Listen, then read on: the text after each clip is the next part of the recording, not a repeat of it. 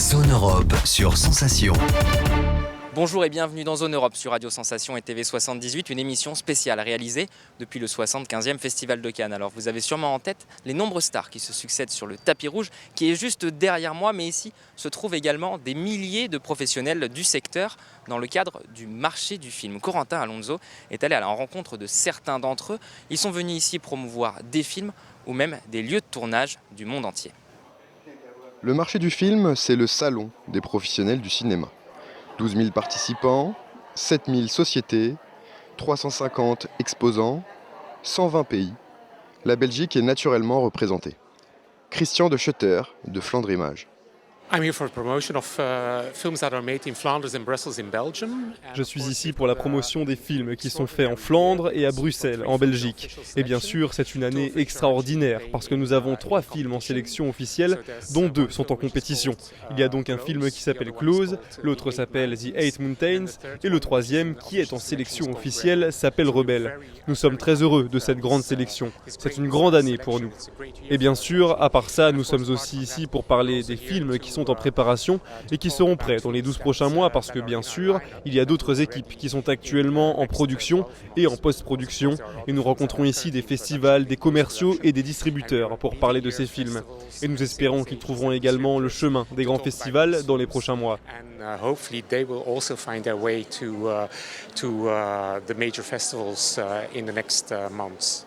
Ici aussi, pour promouvoir leurs films et faire du business, les Italiens de True Colors. Francesca Tiberi dispose d'un vaste catalogue. Nous sommes exportateurs italiens et donc on vient tous les années qu'il y a le marché du film pour présenter nos films qu'on a dans notre line-up. Par exemple, nous chez True Colors, cette année, on vient ici à présenter le film Nostalgia avec Pier Francesco Favino et dirigé par Mario Martone en compétition officielle. Et donc notre travail c'est d'exporter le cinéma italien dans le monde entier et le marché du film c'est le rendez-vous annuel préféré par nous pour venir ici à présenter nos films à un distributeur du monde entier. No, è nostro no.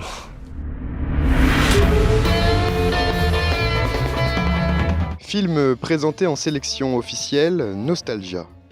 27 ans après L'amour meurtri, son réalisateur Mario Martone retrouve Cannes. C'est l'histoire de Felice Lasco, un mec qui revient à Naples après avoir vécu 40 ans dans le Maroc, Égypte, tout ça. Et il rentre à Naples pour voir sa mère. Et il va chercher un peu son passé à Naples. À Cannes, la concurrence est rude aussi, entre les pays et les régions, pour accueillir des tournages. Rendez-vous dans les salons d'un palace pour une opération séduction. Nicolas Tarantino, de la Sicilia Film Commission, partage sa vision cinématographique. La Sicile, le pays aux 1000 scénarios. Ce que je voulais dire, c'est que je n'arrive vraiment pas à imaginer qu'un film ne puisse pas se situer en Sicile, sauf peut-être pour le décor glacial du pôle Nord et du pôle Sud. Après, un scénario en Sicile peut être parfait pour illustrer n'importe quelle situation, parce que nous avons des volcans, la mer, des îles, des villes d'art, des parcs archéologiques, des parcs naturels. Il y a clairement plusieurs choix pour situer des histoires de n'importe quel type. La Sicile sera le décor de Sicilian Holidays, un film dont le tournage débutera en septembre prochain. Le Festival de Cannes, c'est une compétition. Et en sélection officielle, le film Triangle of Sadness du réalisateur suédois Ruben Östlund, un film qui a bénéficié du soutien de l'Union européenne. C'est d'ailleurs notre film coup de cœur. Il se déroule dans le monde des influenceurs et des super riches. Corentin Alonso s'est glissé à la conférence de presse du film. Une fois, en rencontrant les producteurs, j'ai dit que c'était un film sur la mode qui continue sur un paquebot et qui se termine sur une île.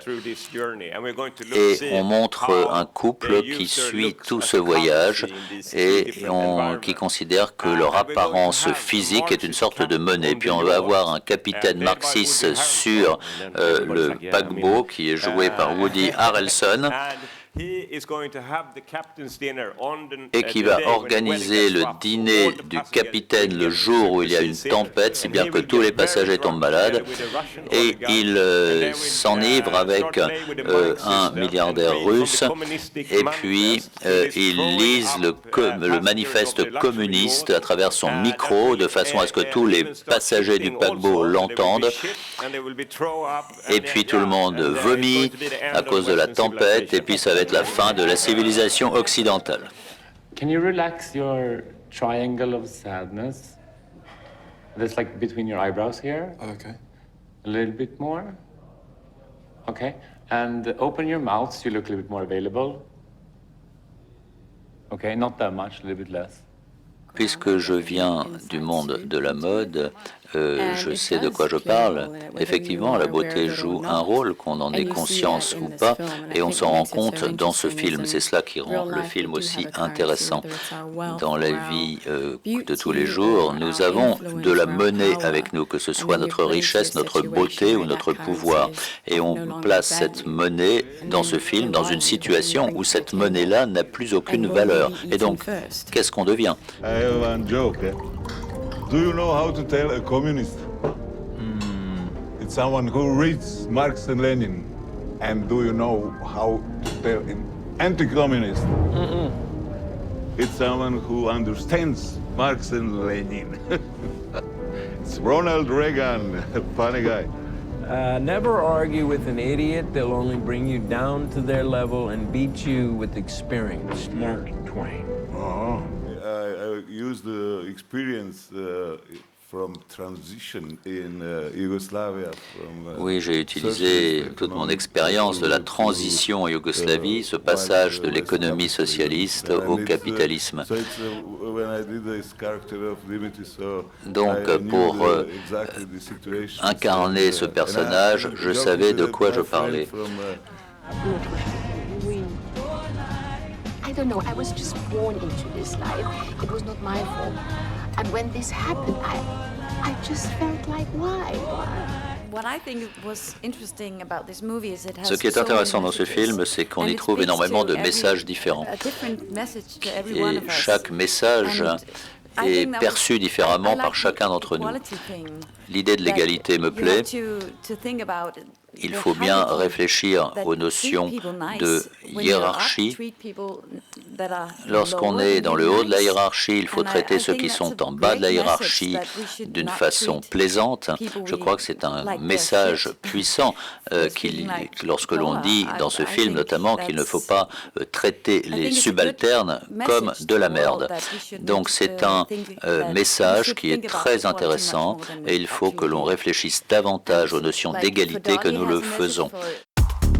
Zone Europe. Je suis à présent avec Margot Lacoste. Bonjour. Bonjour. Alors vous êtes en charge du volet média au sein du bureau Europe Créative France. Alors le programme Creative Europe Média supporte le secteur audiovisuel européen depuis 1991. Depuis son lancement, 47 films financés par le programme ont obtenu des récompenses au Festival de Cannes, dont par exemple la dernière Palme d'Or ici à Cannes qui a été attribuée à la réalisatrice Julia Ducournau pour le film Titane l'année dernière. Cette année, c'est 15 films financés qui sont sélectionnés dans les différentes sélections du Festival de Cannes. Déjà, premièrement, pourquoi est-ce que c'est important pour l'Europe d'être présente ici à Cannes ? Déjà, on est très heureux de pouvoir revenir à Cannes avec une présence européenne très forte. Déjà dans les films qui sont sélectionnés dans toutes les compétitions à Cannes et surtout avec une présence de l'industrie européenne, une présence aussi politique avec la venue du commissaire breton à Cannes et qui s'incarne aussi par la volonté de médias de faire partie en fait de l'audiovisuel européen. Donc on a un stand ici qui est très actif, qui permet d'accueillir énormément d'Européens, professionnels de la distribution, de la production ou même plus liés à l'industrie et qui sont là vraiment pour échanger. On essaye au maximum de travailler à cette question de la coopération européenne pour notre audiovisuel européen. Vous, ici, vous accueillez sur votre stand, vous le disiez, des producteurs par exemple. D'où viennent ces gens ? Vous parlez d'Europe, est-ce que l'Europe est représentée de la même façon partout dans le monde du cinéma ou est-ce que On voit plus de Français parce que nous sommes en France. Quel est le public ?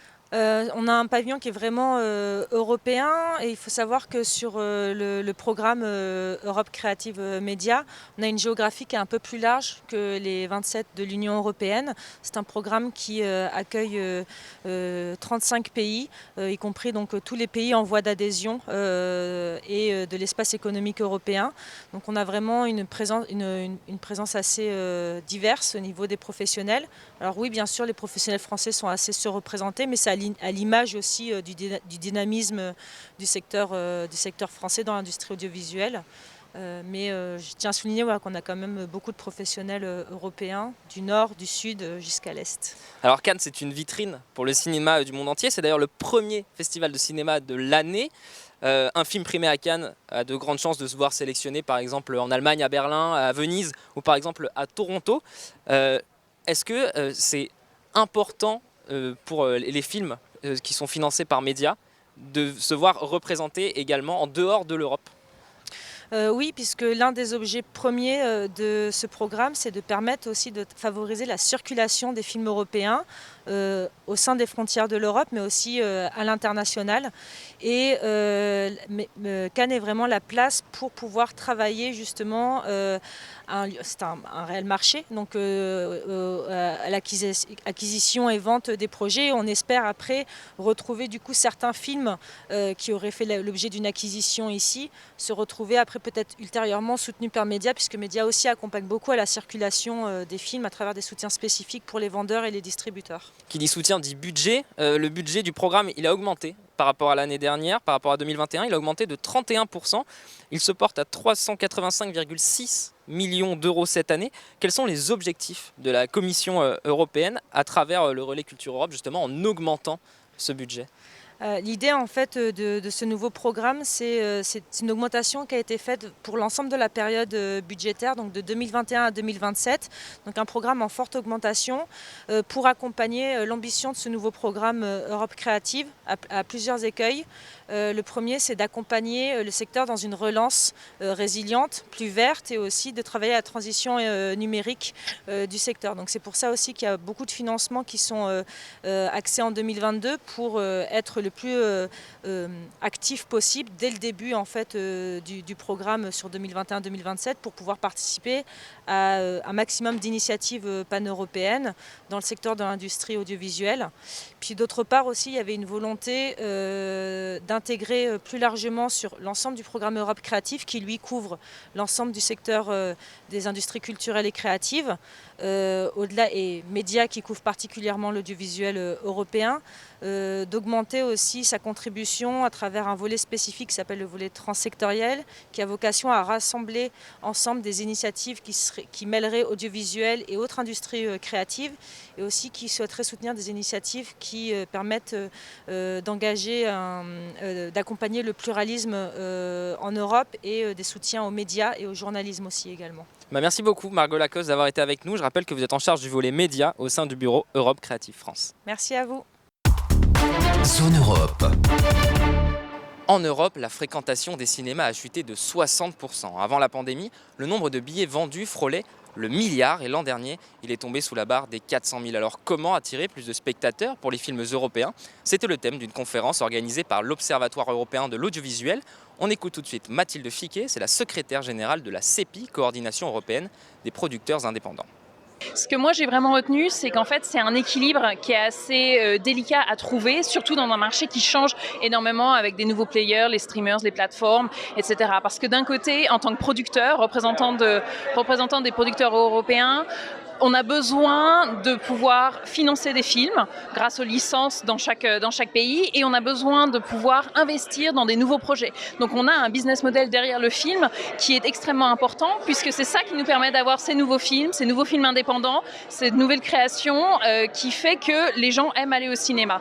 Le deuxième point qu'on a entendu qui était extrêmement important, c'est l'importance d'investir pour connecter l'audience avec un film, comprendre ce que les gens veulent voir, mais également investir de manière à faire de la promotion, à faire connaître le film et à encourager les gens à aller au cinéma. Et ça, c'est également un effort qui est extrêmement important, mais qui réclame aussi un investissement qui doit être coupé. Donc on en revient au problème de balancer en fait l'accès au contenu et arriver à financer un modèle qui est extrêmement important et qui nous permet d'avoir une diversité de films en Europe.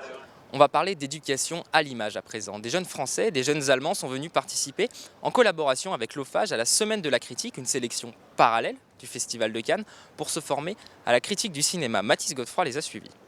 Dans le cadre de la Semaine de la Critique ici au Festival de Cannes, nous allons suivre aujourd'hui des jeunes lycéens français et allemands qui vont assister à la projection d'un film, La Jolia de Andrés Ramírez Pulido. L'objectif est de par la suite écrire une critique. Suivez-moi, on va à leur rencontre. Parmi eux, certains s'intéressent plus que d'autres à la profession. C'est notamment le cas de Daniela. Mon objectif cette semaine, c'est d'approfondir ma culture cinématographique, regarder des films et apprendre à les analyser, en fait, me plonger dans le métier d'analyste cinématographique. Mais aussi le cas de Paul, lycéen français.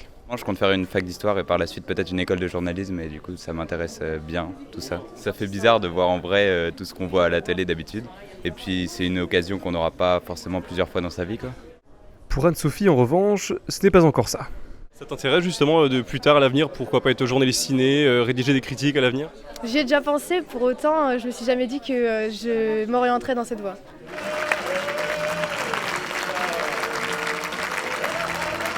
Quelle serait ta première critique, on va dire ? J'avais jamais vu de film sur le thème des prisons comme ça, enfin si, mais sur le thème de la rééducation après. Et c'est intéressant et ça parle bien, je trouve que ça décrit l'ambiance de corruption un peu du pays et c'est assez malsain comme ambiance et comme atmosphère aussi. Nouvelle étape pour nos lycéens français et allemands, rendez-vous ici au Collège international de Cannes. Ils vont aller à la rencontre de Xavier Le Herper, il est journaliste cinéma mais aussi critique, au programme discussion et échange sur les films vus ces derniers jours, mais aussi la rédaction d'une interview de Simon Riette, un réalisateur. Xavier, est-ce que vous pouvez dans un premier temps nous expliquer les objectifs de cette journée ici avec les lycéens ? On a essayé déjà dans une première partie de l'atelier de décompter leurs émotions, leurs ressentis, ceux sur lesquels ils se sont arrêtés, les questions qu'ils se posent, les ambiguïtés du récit. Et puis on va transformer tout ça dans une deuxième partie en entretien avec le réalisateur, un entretien qui j'espère répondra à leurs interrogations. Qu'est-ce que tu as retenu justement de ce matin des conseils de Xavier sur la critique, sur le cinéma en général ? La critique, c'est pas forcément donner son avis, c'est l'exprimer, enfin c'est donner son avis mais de le donner d'une façon construite et que pour faire une interview, il faut aussi écouter et réagir à ce que disent les autres, à ce que dit celui qu'on interviewe justement. L'après-midi même, les élèves pourront enfin faire part de leurs interrogations au réalisateur Simon Riette.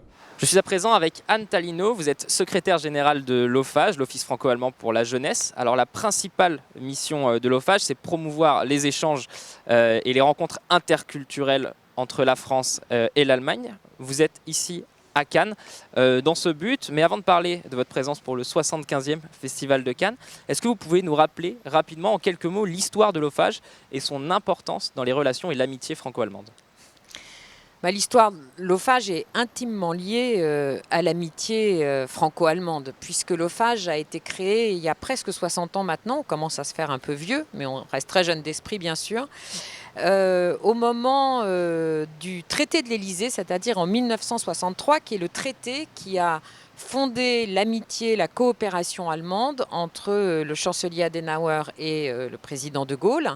Et ce traité a eu lieu le 22 janvier. C'était un acte extrêmement courageux à l'époque, quand même moins de 20 ans après la fin de la Seconde Guerre mondiale, pour vraiment sceller cette coopération dans le sens de plus jamais ça, c'est-à-dire comment allons-nous travailler ensemble, œuvrer ensemble, apprendre à se connaître pour que ce passé de guerre tellement fort, il y en a eu 3 dans moins de 100 ans entre la guerre et l'Allemagne, puisse ne plus jamais avoir lieu. Et donc le traité a été signé au mois de janvier, l'OFAGE est né au mois de juillet et de cette même année, de 1963. Et donc l'idée, c'était que les jeunesses des deux pays apprennent à se connaître, apprennent à se voir, à faire des projets ensemble, à faire des échanges pour que justement les liens d'amitié deviennent indéfectibles, puisque depuis, toutes ces générations de jeunes ont pu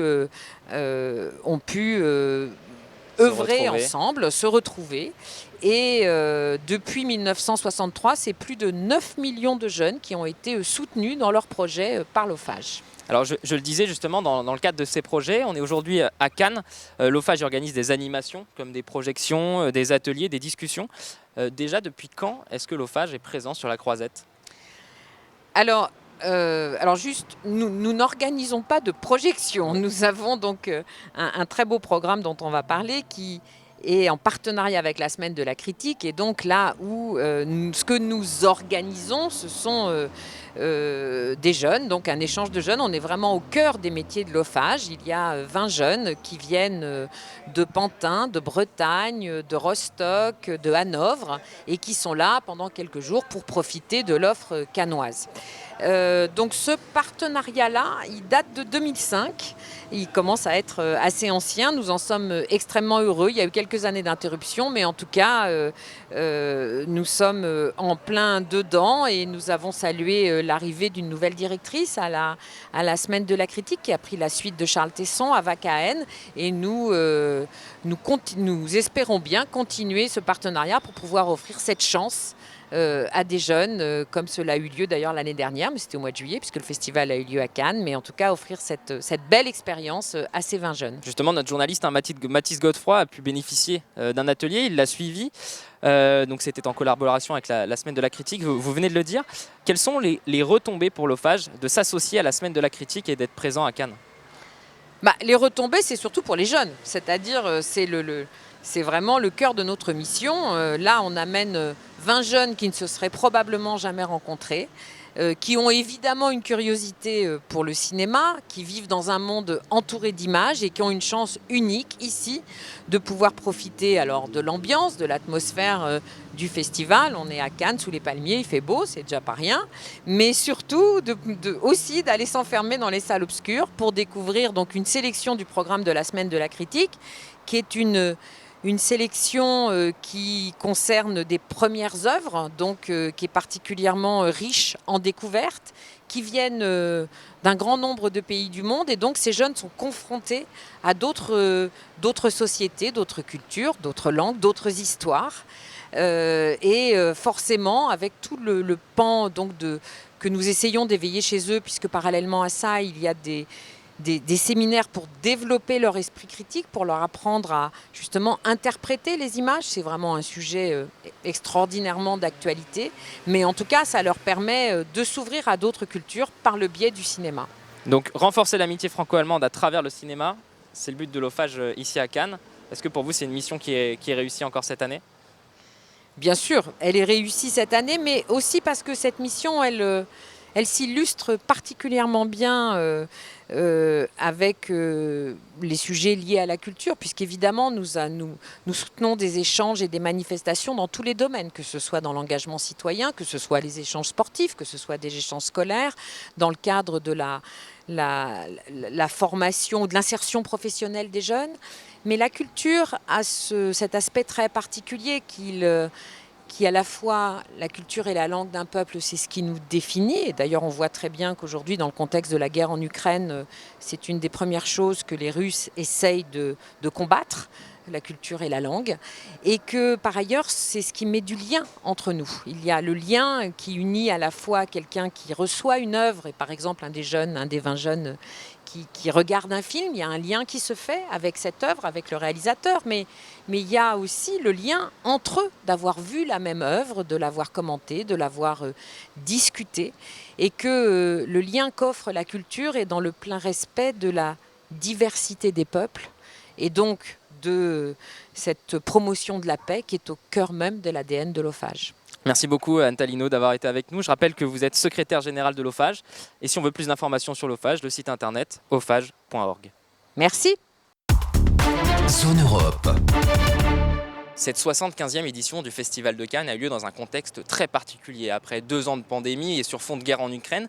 Et il en a été question lors de l'European Film Forum qui s'est déroulé ici. Une conférence avec des professionnels du secteur de l'audiovisuel, l'occasion de parler créativité, mais également liberté d'expression. Corentin Alonso. En effet, c'est l'un des thèmes abordés lors de la conférence par le commissaire européen Thierry Breton. C'est pour lui un chantier avec plusieurs objectifs, garantir la liberté éditoriale des rédactions, le pluralisme et aussi permettre de lutter contre toute ingérence. Écoutez. On le voit tous les jours, le problème de la liberté des médias, de la liberté d'expression, des fake news, de la propagande, y compris la propagande de guerre. Pour ne parler que de quelques-uns des éléments qui font une partie du quotidien d'un nombre important de nos concitoyens européens, mais pas que, est un sujet absolument essentiel. Et c'est un sujet qui est très lié aussi à notre projet, qui est très lié à notre état de droit, qui est très lié à nos valeurs européennes, je le disais, première démocratie au monde. Et donc c'est aussi notre devoir que de nous donner les moyens de le faire vivre. C'est un droit que le droit à l'information. Il fait partie de nos valeurs. Et je le dis comme je le pense, il n'est pas acquis. C'est un combat qui ne s'arrête jamais, never ending fight, comme on dit en anglais. Voilà. Donc, je voudrais juste vous dire que c'est précisément dans ce contexte que nous avons ouvert une consultation qui est encore en cours. Donc, si vous avez des idées à nous soumettre, vous êtes les bienvenus. Toutes les bonnes idées sont là, mais on sait que cette phase de co-création est très importante. On est associé évidemment avec le Parlement pour bien voir comment on va traiter ce sujet. On a déjà des règles, du reste, où on peut tirer quelques pistes que je peux vous livrer d'ores et déjà, que nous commençons à entrevoir. Des règles de jeu qui doivent être évidemment plus justes, c'est une évidence, plus en phase avec les besoins de la société, plus communes aussi au sein du marché intérieur, parce qu'il y a aussi un marché intérieur des médias, il y a aussi un marché intérieur de la liberté d'expression. Donc il faut pouvoir évidemment y veiller, et c'est aussi ce que nous voulons garantir à travers ce nouvel acte législatif qui doit garantir mieux et encore, comme je l'ai dit, l'indépendance éditoriale des rédactions, sans interférence aucune, que ce soit des actionnaire ou d'autres. Le pluralisme, c'est très important, on est très très attaché au pluralisme. Le pluralisme est évidemment l'un des éléments les plus essentiels de notre vie démocratique, et puis aussi permettre, je le dis directement et sans détour, de lutter contre toute ingérence, qu'elle soit du reste publique ou privée. Zone Europe. Et avant de se quitter, un petit clin d'œil à l'amitié franco-belge, une amitié qu'ont voulu célébrer Édouard Baird et François Damiens avec fanfare et musiciens, l'occasion pour les plus cinéphiles de discuter avec les acteurs ou tout simplement de partager le verre de l'amitié. François Damiens au micro de Mathis Godefroy.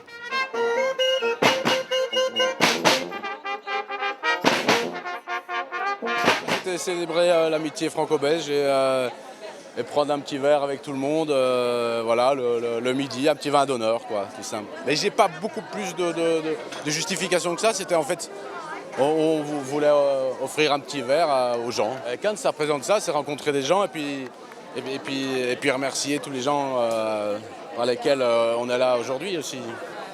Zone Europe, c'est terminé pour aujourd'hui. Vous pouvez retrouver cette émission en podcast audio et vidéo sur notre site et notre application Radio Sensation et aussi sur TV78. Rendez-vous la semaine prochaine. Très bonne soirée. Zone Europe sur Sensation.